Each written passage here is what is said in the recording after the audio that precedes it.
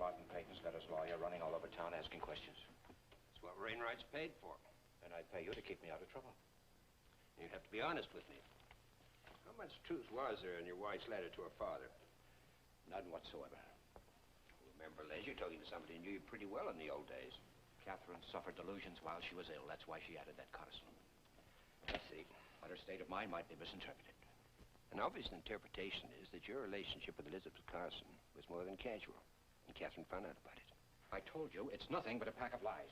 Catherine believed you went to break it off with Elizabeth the very night she was murdered. Ted. And that could be taken as hinting at something far more serious than infidelity. Are you taking that hint? Elizabeth Carson was a very attractive woman. You just said we're not talking about infidelity.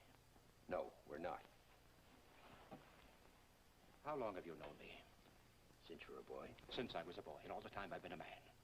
Now, you just tell me, do you think I could possibly be a murderer? No. Why did you hesitate?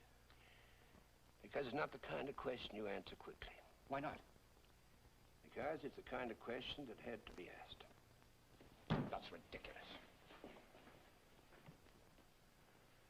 Liz, do you mind if I say something very frankly? By all means. I've seen Elliot Carson grow up. I knew his father, the family.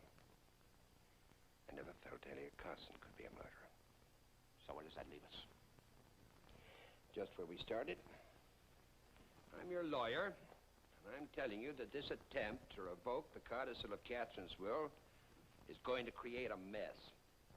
With Peyton's lawyer in town asking questions. Well, stop him.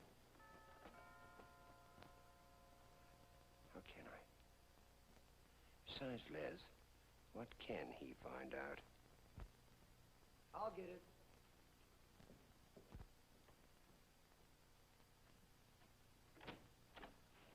Hello, Mr. Carson. Oh, Norman.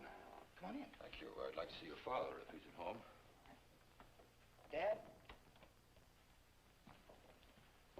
Well, good evening, Elliot. Hey, well, hello, Mr. Dowell. Nice to see you. How are you? Fine, thank you, fine.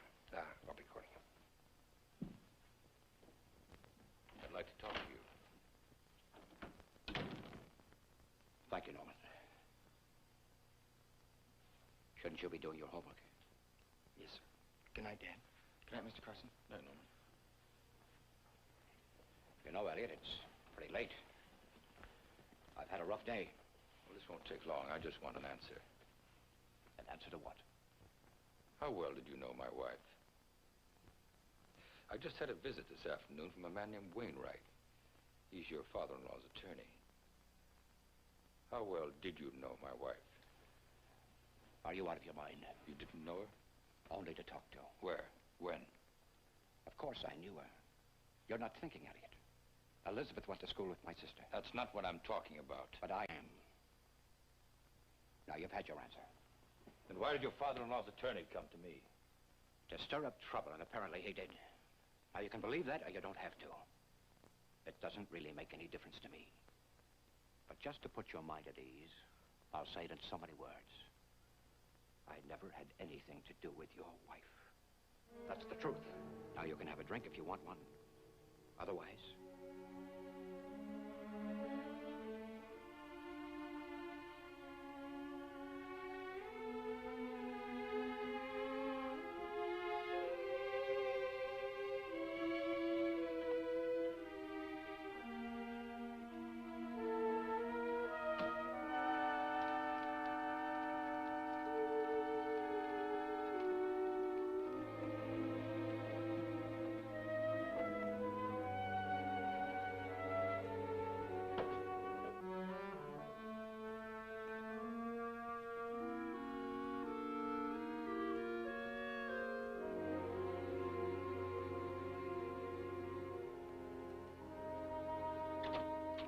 Yes?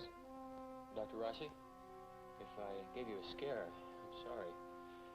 My sister used to live here. I'm Paul Henley. Oh, yes. Come in.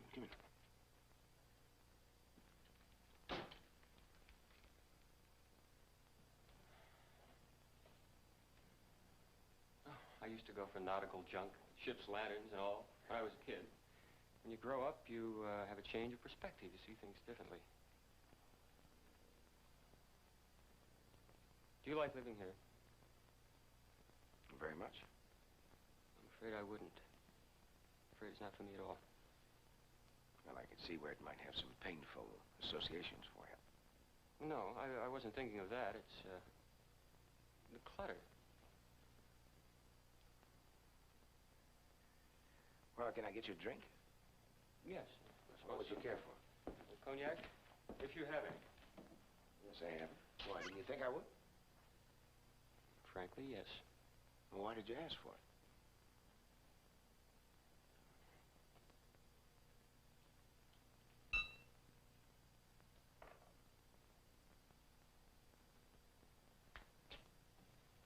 Ça change.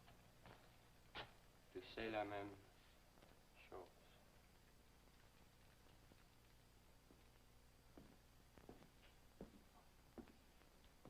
The more it changes, the more it remains the same.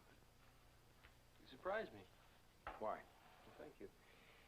You're a civilized man, Dr. Rossi. Sorry I hesitated so long to impose on your hospitality. Well, you shouldn't have. Well, it's too cold outside to go around looking in people's windows. Oh, I don't make a habit of that.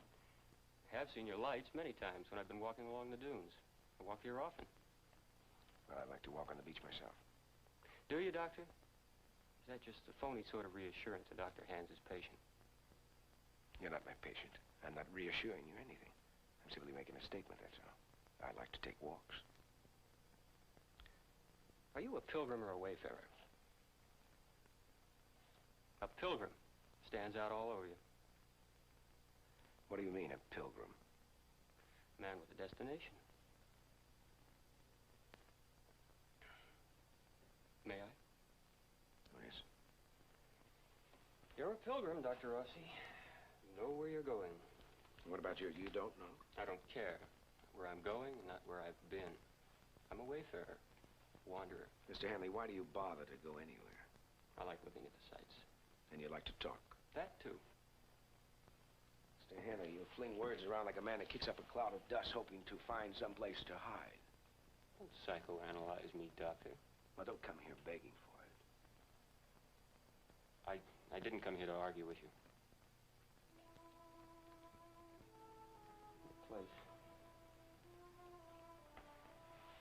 This place drew me.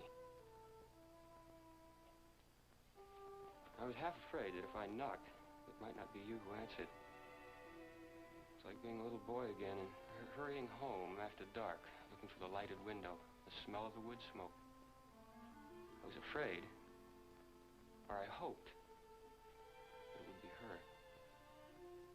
I'd knock and she'd be standing there waiting to scold me for coming home so late, to tell me to wash my hands before supper.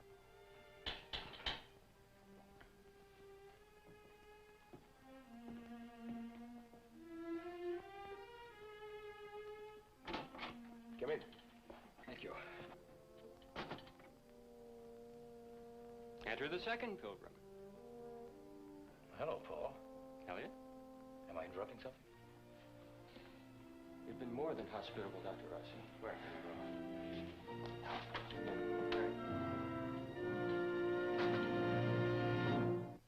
Preview from the continuing story of Peyton Place. I just talked to Elliot Carson. He said that Paul Hanley saw him leave your house the other night. He asked a lot of questions, and Elliot thinks he might find some answers. I knew men like him in prison. They want to destroy everything that's clean and decent. You'd be a prime target for a man like Paul Hanley. Are you sure you want to go through with this? Have you thought about grounds? Sir, there was fraud. Thought I was going to have the baby.